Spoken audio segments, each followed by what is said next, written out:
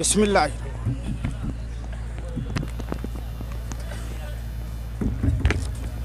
الرحمن الرحیم وبہ نستعین۔ ہر گھڑی ہر پل نیا انداز ہونا چاہیے، ہر گھڑی ہر پل نیا انداز ہونا چاہیے، تجھ کو گاہے سوز گاہے ساز ہونا چاہیے، یوں کبوتر بن کے اس دنیا میں گزر ممکن نہیں، تجھ کو شاہین و عقاب و باز ہونا چاہیے۔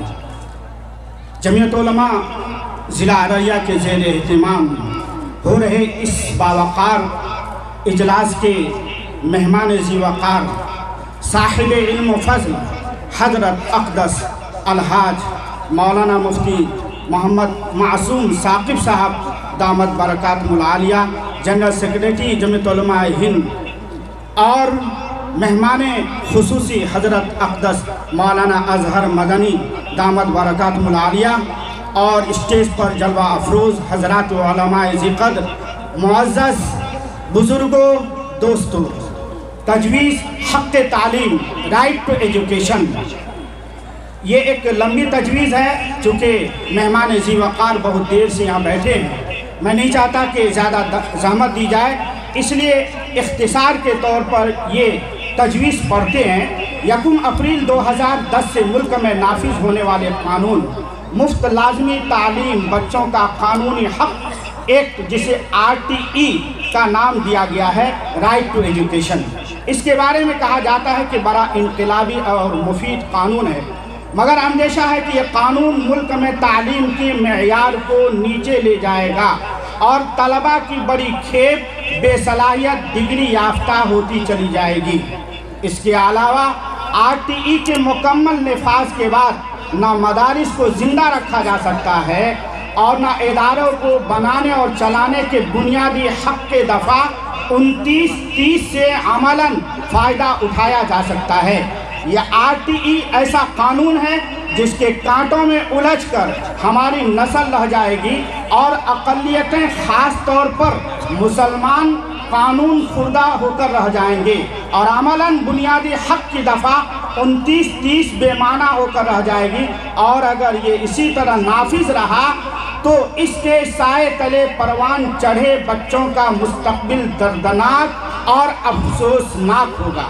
اس لیے جمعیت علماء ضلع ارریہ کا اجلاس بچوں کے مفت اور لازمی تعلیم کا حق کے تصور کی ستائش کرتے ہوئے حکومت ہند کو مبارکباد پیش کرتا ہے۔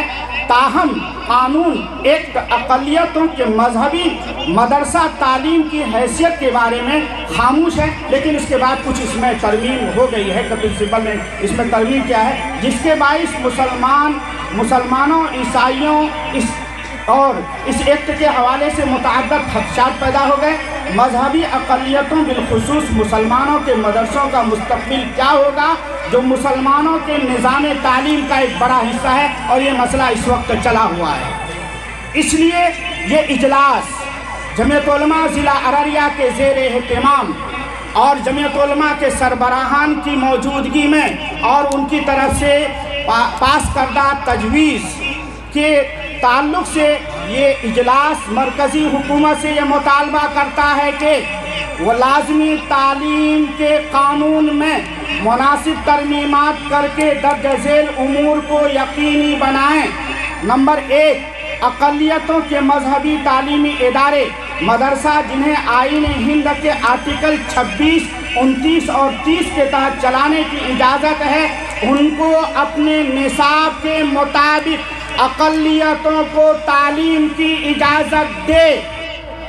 آج کا اجلاس مرکزی حکومت سے یہ مطالبہ کرتی ہے کہ مدرسہ جنہیں آئین ہند کے آرٹیکل 26، 29 اور 30 کے تحت چلانے کی اجازت ہے، ان کو اپنے نصاب کے مطابق اقلیتوں کو تعلیم دینے کی مکمل اجازت ہو۔ نمبر 2، انہیں مذہبی تعلیم دینے کی آزادی، ادارہ چلانے اور ان کے انصرام کا حق محفوظ رہے۔ نمبر 3، جو مدارس دینی تعلیم دیتے ہیں انہیں اس ایکٹ کے آپریشن سے مستثنی رکھا جائے۔ جو مذہبی ادارے دینی تعلیم دیتے ہیں انہیں اس ایکٹ کے آپریشن سے مستثنی رکھا جائے۔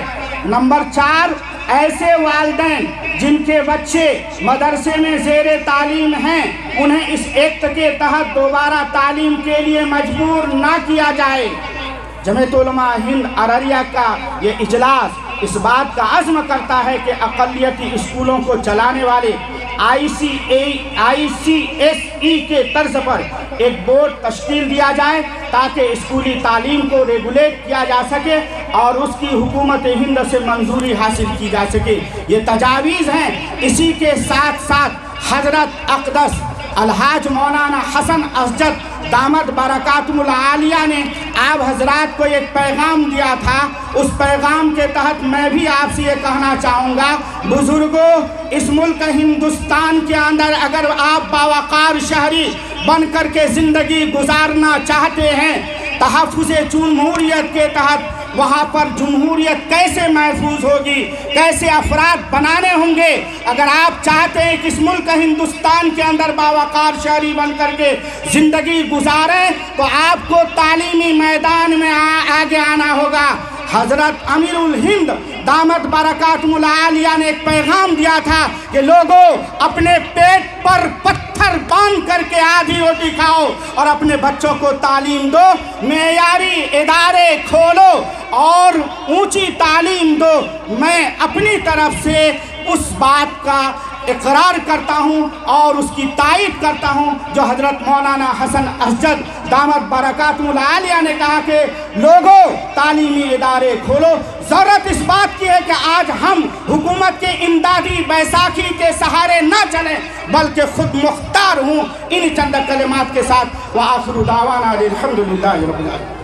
ماشاءاللہ، حق کے تعلیم و بیداری پہ۔ دوستو، آپ دیکھ رہے ہیں NB میڈیا یوٹیوب چینل۔